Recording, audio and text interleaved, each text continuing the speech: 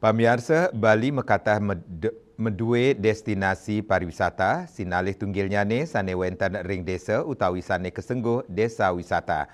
Nganutin penglimbak pariwisata sane selami puniki wentan ring wewidangan Bali sisi Kelod, Minakadi Nusa Dua, Kuta Canggu Miwah Ubud, sane ngutuang macet, penglimbak desa wisata jantan pacang icanin kahanan sane becik majang desa Miwah Presiden Nincapang PAD Bali.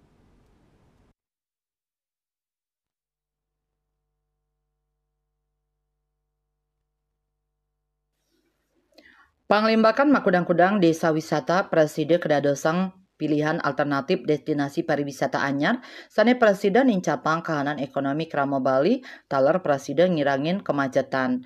Antuk panglimbakan desa wisata, saen akeh genah sane Presiden kerauhin para wisatawan, boya wantah kapusatang ring Canggu, Kuta Wiyadi Nusa khususnya Provinsi Bali dan beberapa dari kabupaten mensupport mengeluarkan SK desa wisata. Ini merupakan potensi yang besar sekali. 238 desa wisata ini menjadi pendobrak ke depan destinasi yang ada di Bali.